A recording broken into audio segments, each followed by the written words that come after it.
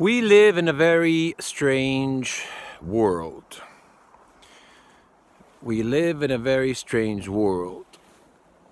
But we live in a world where you can express your ideas, you can express your beliefs, you can share those ideas with others without the fear of persecution, as long as what you're doing is within the confines of the law. Many people call it free speech, democracy. But when you talk about extraterrestrials, and when you talk about star beings, when you talk about spaceships and bases on the moon, people call you crazy.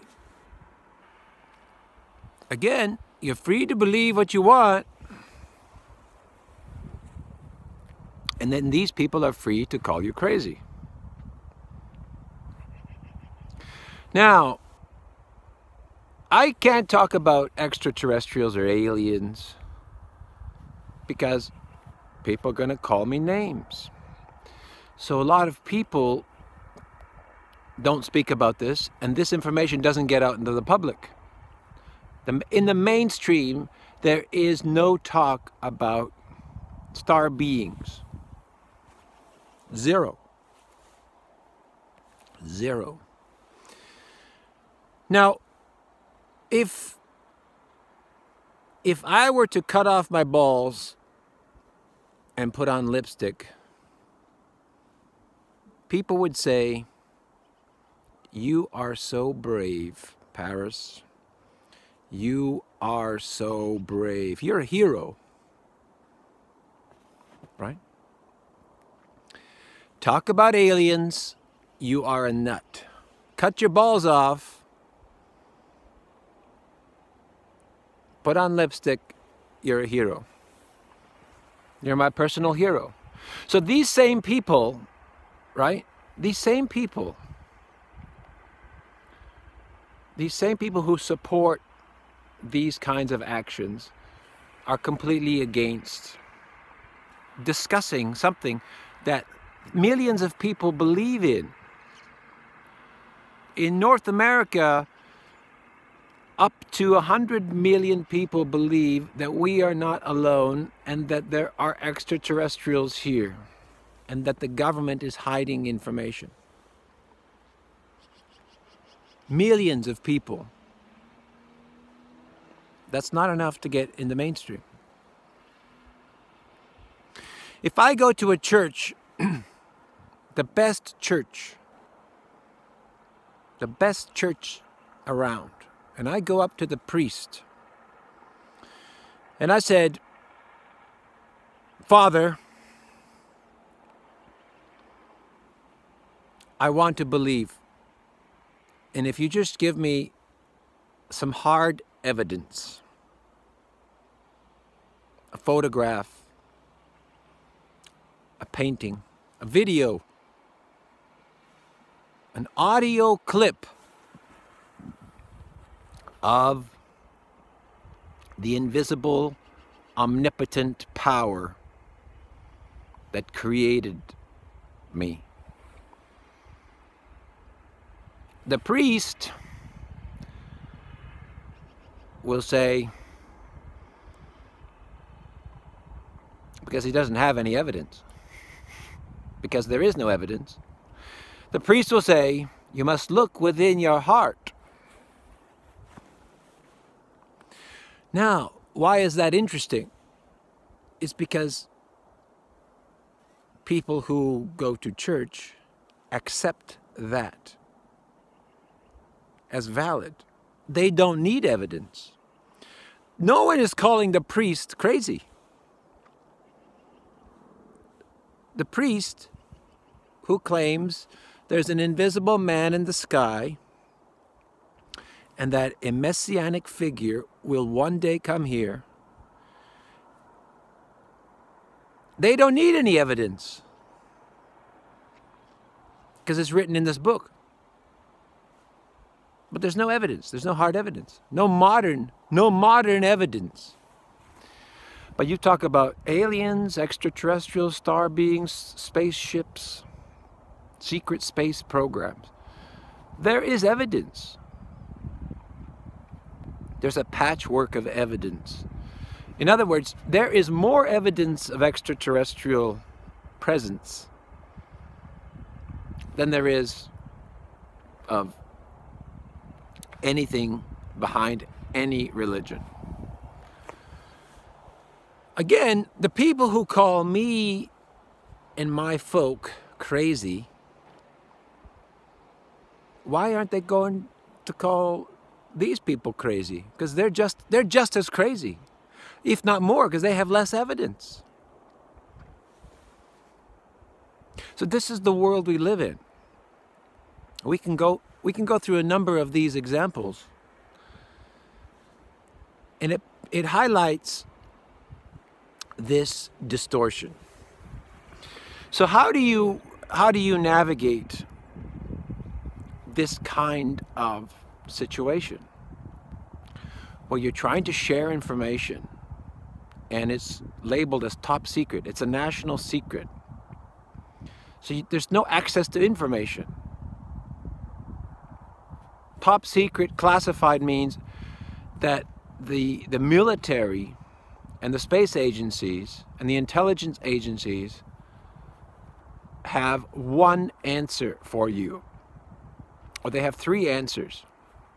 Denial, denial, denial. Three answers. And if you do start to look, then you get into disinformation. So the UFO field is filled with disinformation, right? This program, that program. Then you get into the Pleiadian deception. So you get all this false information. But when you come out with the truth, when you cooperate with these people, and you provide information, people call you names. So the question is, how should you navigate? Because the system is set up so that none of this information gets out. That's the way it's set up. It's censored in the media. It's suppressed. People like me, we get attacked. We get ostracized. We get our lives go into ruin. And the more you talk about aliens, the more ruin you get. And society is afraid. So it's hard to communicate when the people are afraid, because he's talking crazy. But you can talk to invisible people in the sky, and you can worship them, and you can believe in them, and you can pray to them, and you can give money to them, and are you not crazy? So why can't we why can't we all be friends, right? Right? Because my mumbo jumbo is a lot better than your mumbo jumbo. And a lot of this, again, is controlled by the media. It's controlled by the narratives. They want certain narratives, and they control information. And as soon as you start to hit the right chords and you get the right information, the powers, the intelligence agencies and the military agencies and their departments, they get upset. They get upset because it gets into national secret. Why is that important for the media? Because if if I go to the media with something that's considered a national secret, and they have the people there to know that, if I go there and get into national secret, they automatically censor it. There are people there to stop it. It's off topic. It won't go there. It'll just get cut. It'll get cut. It won't go to air because it's a national secret and because it's a legal thing. If you reveal national secrets through the media, it's an act of treason, right? You're going against your country. And the military, intelligence, the media board have a policy to shut the media company down. They will shut you down. Because media, media is very close to the national country. They're connected to intelligence, they're connected to information, they're connected to libraries, So as soon as you start to talk about something that's off the book, off topic, this is a no-go topic. These are classified, and they know that. They have people there. Their journalists know.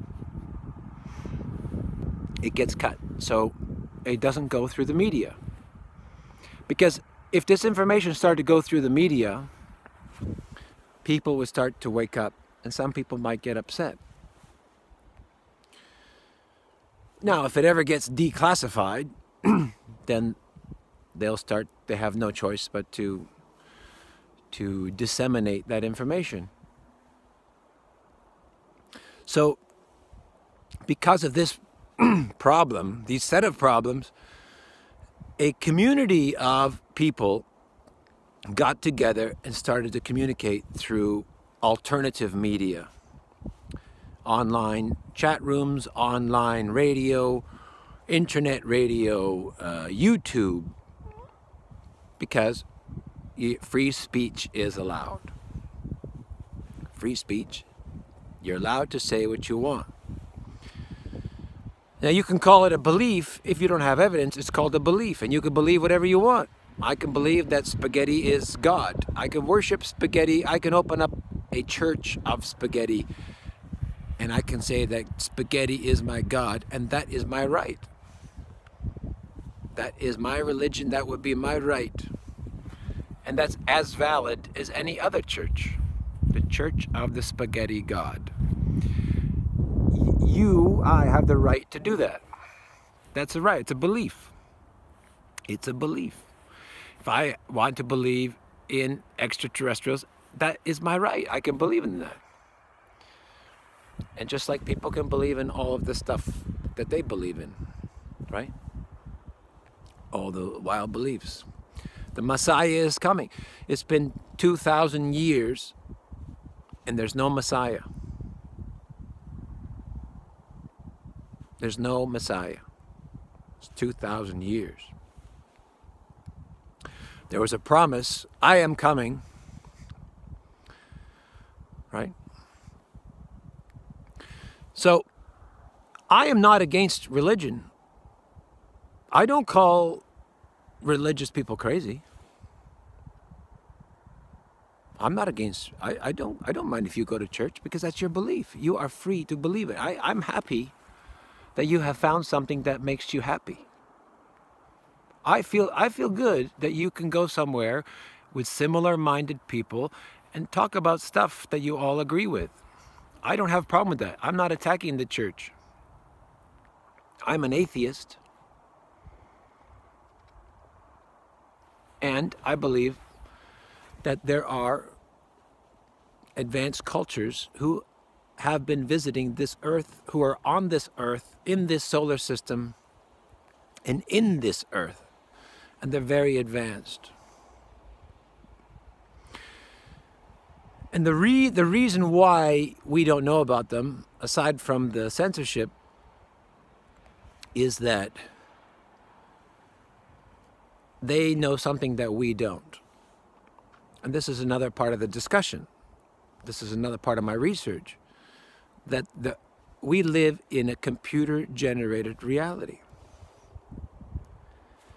So we live in this holographic world, and they exist outside of it, and they can watch, right? It's just like I could create a computer game, and there's people inside it, but I'm outside on the computer watching.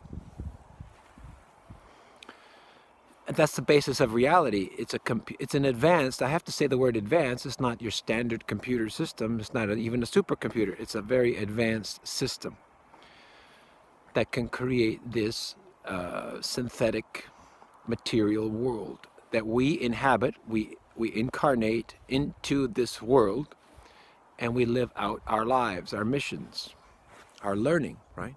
It's a school. So when you say extraterrestrial, star beings, all these terms, actually they're technologically advanced people who created this artificial world. They're not extraterrestrial. They're more like technicians. They're more like computer programmers, reality technicians. And some of their people, their workers, have ships, and they have to fly in and out, right, through different dimensions. So you see where we're at. When I talk about extraterrestrials, I'm not getting to what they really are. They are reality. They're races of these reality technicians, cosmic technicians. That's what they are. And because they come from different parts of the system, they look different. And they're advanced, and they've been around for millions of years, some billions. Some races are billions of years old. And I'm trying to communicate that to people to a race of people who've only been here at most 40,000 years. The Homo sapiens sapien. It's a 40,000-year-old race, and only in the last, the last 1,000, the last 100 years is when we really become technologically aware. 100 years, 150 years, right? Electricity was what, the 1800s. We didn't have electricity until the mid to late 1800s. We didn't have lights until the late 1800s. So we're talking about a couple of 100 years, and we're trying to understand these races that have been here, that are 10,000, 100,000, 100 million years old. They have something better than electricity, right?